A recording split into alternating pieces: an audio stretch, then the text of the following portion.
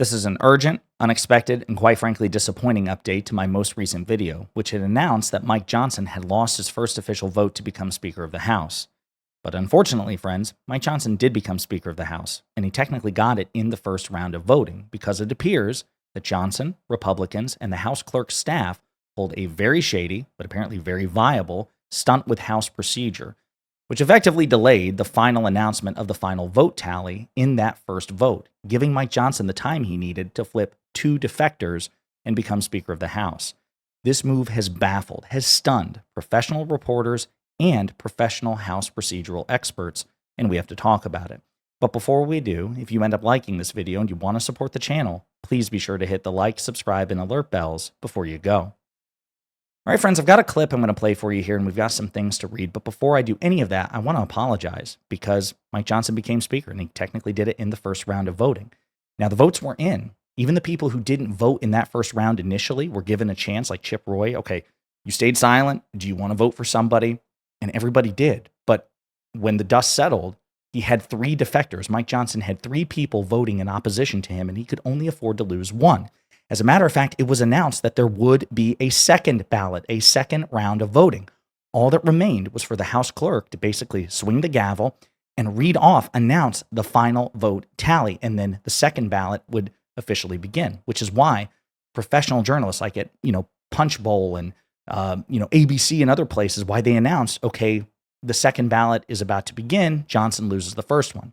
Even Mediaite was talking about this. But then a stunt was pulled.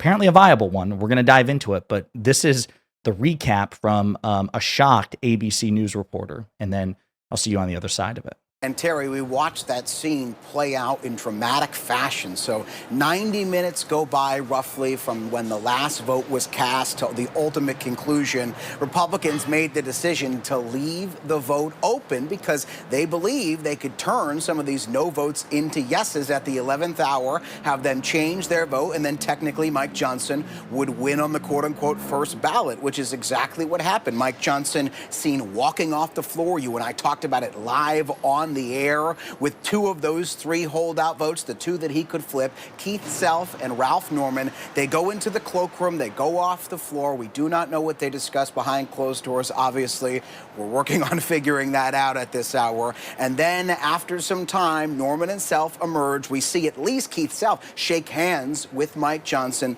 Those 2 holdout votes, they walk up to the Speaker's rostrum and they publicly change their vote, which plays out in, again, dramatic fashion. And I owe you a little bit of an apology, Terry, because it was so frankly dramatic and frankly exciting to watch that I was like shouting over you on the air as we saw them walk up to the rostrum, because it was such a rare thought. Originally, as this vote was ending, it looked like Mike Johnson was on track to lose and we were potentially going to go for a second ballot here. And then it obviously all changes on a dime. And now Mike Johnson securing the votes he needed, reelected as Speaker of the House. The question is, what did they talk about behind closed doors? Because Mike Johnson has been adamant he's not going to make any concessions. He's not going to make those McCarthy-style giveaways that Kevin McCarthy had to make 2 years ago to those holdout votes that ultimately ended up costing McCarthy his speakership after just 9 months on the job. So if Johnson's adamant that he's not going to do that, what does he say to those holdouts?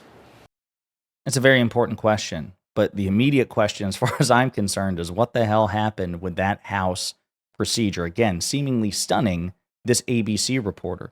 The Wall Street Journal was talking about this as well before the final tally was announced, before Johnson effectively became Speaker or officially became Speaker. It said, all the names have been called for the first ballot in the House Speaker race, but the clerk's staff hasn't officially closed the vote. Leaving the vote open presumably gives Republican leaders time to figure out their next move and possibly negotiate with holdouts, presumably in that announced second ballot. The Washington Times also discusses this. The delay created confusion over whether the first ballot had been closed, with some House officials saying a second round of balloting would begin shortly. Again, House officials announced that there would be a second ballot. That's how confusing and unusual this was. But in fact, the first ballot was held open for an unusually lengthy period while the closed-door discussions took place.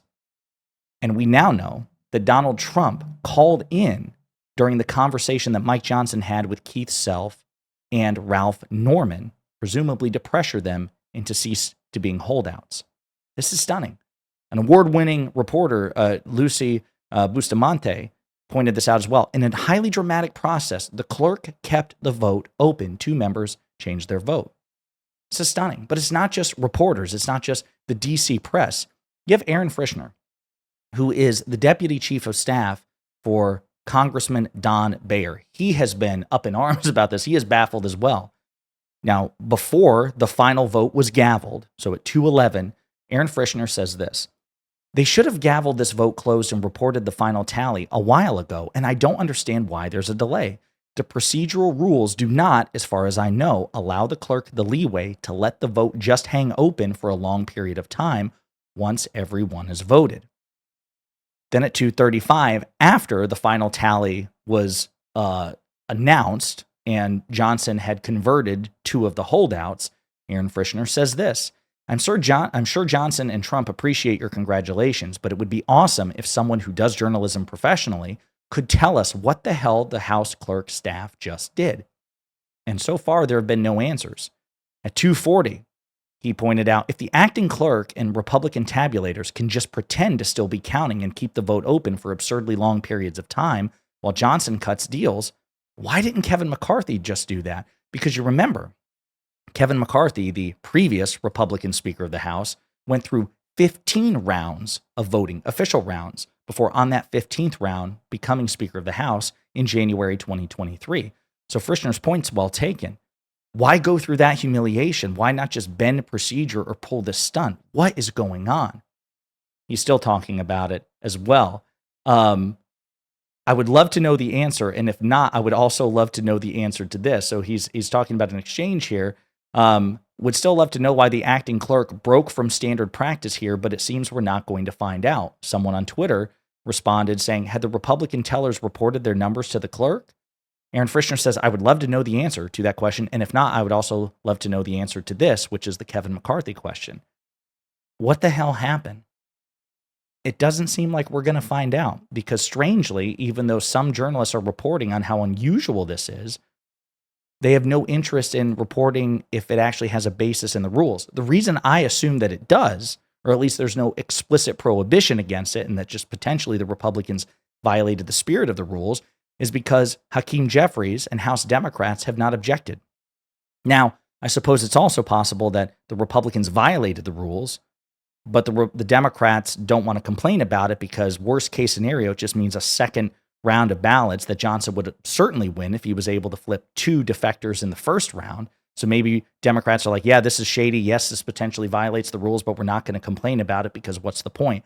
I don't know, but I would love to find out. Because again, this move took DC Beltway professional journalists and people who work in the House of Representatives completely off guard. But assuming that it's viable, what it also shows, once again, is that Republicans understand that they are willing to violate the spirit of rules in order to exploit the letter of the law, the letter of the rules to their favor.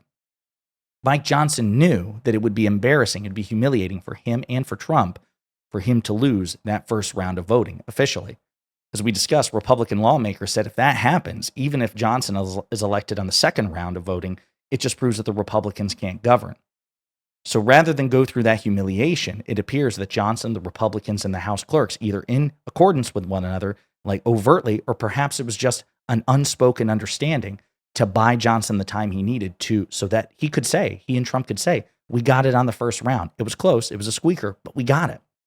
Now, again, CNN's reporting and other places are reporting that as the vote was being delayed, as that final announcement of the tabulation was being delayed, Johnson took Ralph Norman and Keith Self aside into a private room, and Donald Trump called in. Then, on top of that, once the votes had already been cast, we now know that Trump called into the private meeting with these people who had voted against Johnson and had a conversation with them. Now, I spoke to Trump this morning, and he said he was all in on Johnson, that there was nobody waiting in the wings, that he believed that Johnson was the only person in Congress who could get the votes, and that's why he was supporting him. Of course, obviously, as we know, Johnson has also been incredibly loyal. So there you have it. I mean, that explains why Self and why Norman ultimately folded was because of overt private pressure from Trump. And again, it will be interesting to see if there were any concessions made. Chip Roy, who has been an outspoken critic of Mike Johnson, ultimately voted for him and released a letter saying he voted for him despite serious and sincere reservations about Johnson's leadership. It will be interesting to see if there's any quid pro quo here. But as important as that is, I think it's also worth examining what happened to get Johnson this victory in this first vote. And again, what it might mean in the future of Republican governance and what it might inspire, quite frankly, elected Democrats to do. Because if it turns out, as it seems to be, that this procedural stunt is perfectly valid, then Democrats have to start adopting that mindset. I mean, I believe they should have been adopting that mindset years ago. You have to start playing at least some of the game, some of the time, like Republicans. It helps Republicans punch above their weight class. It makes them so effective at least obstructing and seizing power, even if they don't wield power particularly effectively with respect to delivering results for their constituents. Either way, there are lessons to be learned here, and I will be interested to see what the hell happened. And if any of you find out, if there's actual, forensic examination of what it is that the House clerks did, if they violated rules in order to leave that delay open, or if it was just a violation of the spirit of the rules, but nothing explicitly prohibiting it, let me know. Send it to my email. Send it in the comments section. I would love to find out. But Mike Johnson became Speaker of the House. He got it technically on the first vote. And it's pretty sad. But we'll see what happens from here. In the meantime, let me know what you think in the comments.